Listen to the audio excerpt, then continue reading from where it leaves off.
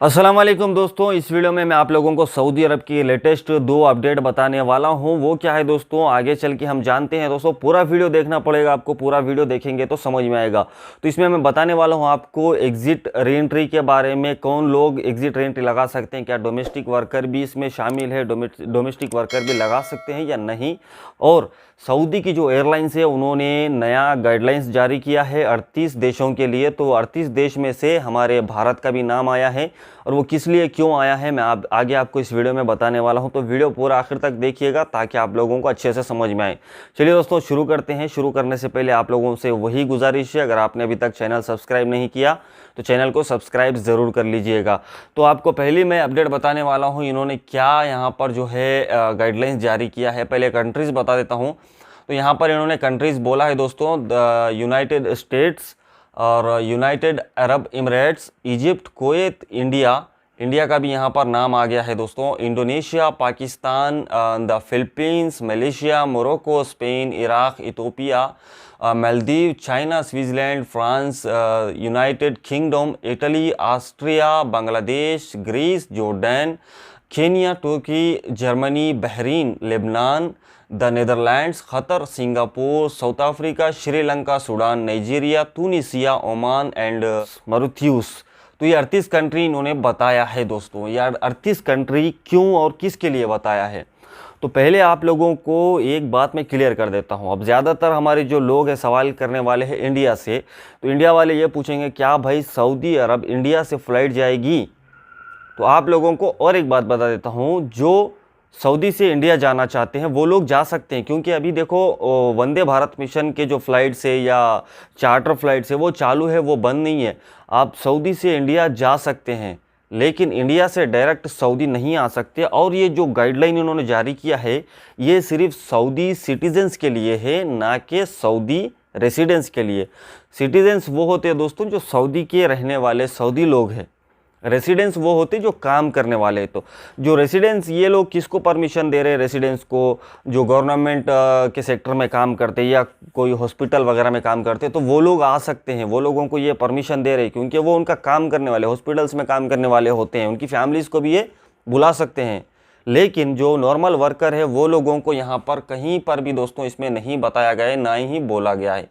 यहाँ पर देखो पूरा यहाँ पर सिर्फ citizens, according to a recent statement of the Ministry of Interior, the following three categories of citizens will be allowed to avail of the decision to lift the suspension of travel outside the kingdom। यानी कि जो Saudi अरब के citizen से outside kingdom जो जा रहे हैं, तो वो लोगों को इन्होंने बताया है ये गाइडलाइंस।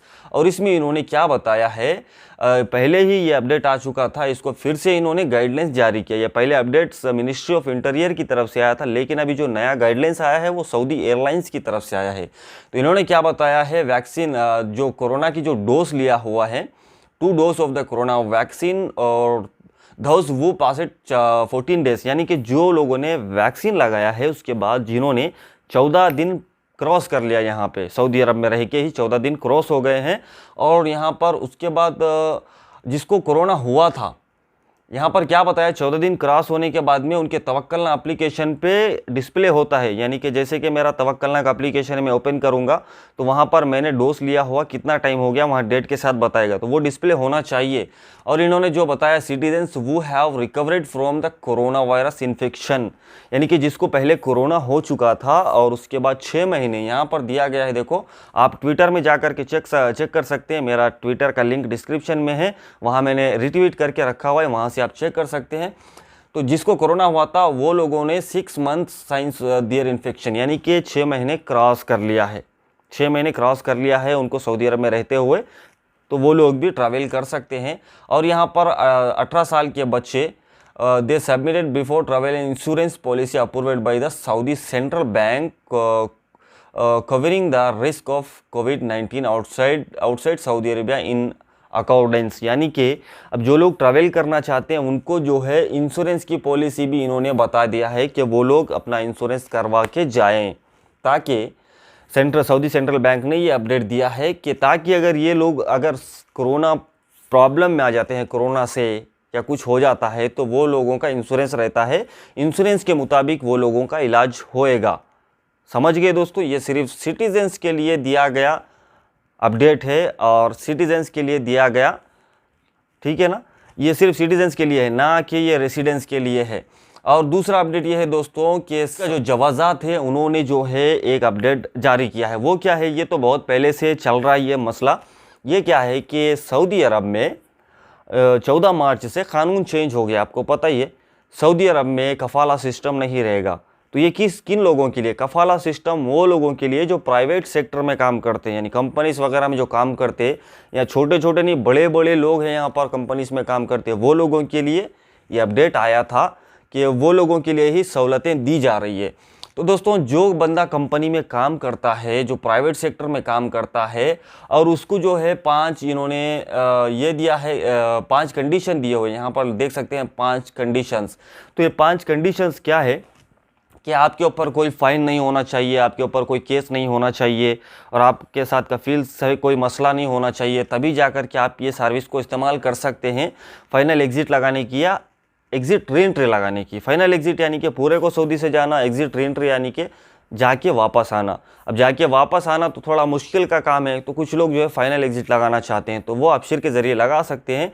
अगर आप टोटली क्लियर है, आपके ऊपर कोई गाड़ी का फ़ाइन नहीं है, कोई सिग्नल का फ़ाइन नहीं है, कोई वायलेशन का फ़ाइन नहीं है, कुछ भी नहीं है, आप नॉर्मल है, तो आप ये लगा सकते हैं। ये लगाने का तरीका दोस्तों, आपके अबशीर अकाउंट में सर्विसेज में जाएंगे तो वहाँ आपको बताएगा, तो वहाँ से आप ये कर सकते हैं, ठीक है, वहाँ से लगा सकते हैं। लेकिन आप ये जब यानी कि जैसे आप लगा देंगे, वीज़ा के लिए अप्लाई कर देंगे, अप्लाई करने के बाद जो आपका अप्लाई का जो नोटिफिकेशन वो आपके कफ़ील तक जाएगा, यानी कि सऊदी जवाज़ात आपके कफ़ील को एक नोटिफिकेशन देगी, तो वहाँ वो अगर आपका कफ़ील अप्रूव करता है, तभी जा कर के 11वें दिन आपको एग्ज़िट री एंट्री का या एग्ज़िट का परमिशन मिल जाएगा, ठीक है। अगर उससे ज़्यादा टाइम हो जाता है तो वो ऑटोमेटिक कैंसिल हो जाएगा दोस्तों।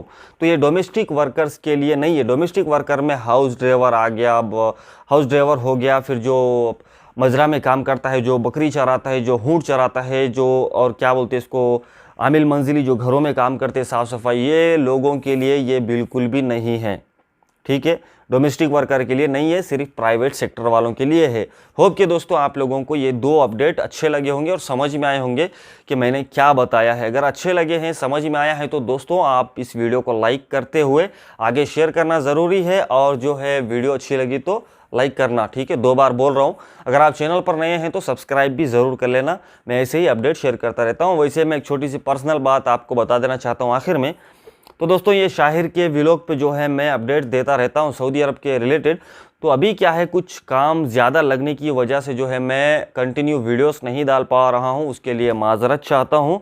और डेली शाहिर व्लॉग पे मैं जो है डेली व्लॉग डालता रहता हूँ, वहाँ पर जो है व्लॉगिंग चलता रहता है मेरा, क्योंकि वहाँ सिर्फ यही शेयर करता हूँ कि मैं क्या काम कर रहा हूँ, कहाँ जा रहा हूँ, कैसे लाइफ के बारे में स्टोरीज शेयर करता हूँ।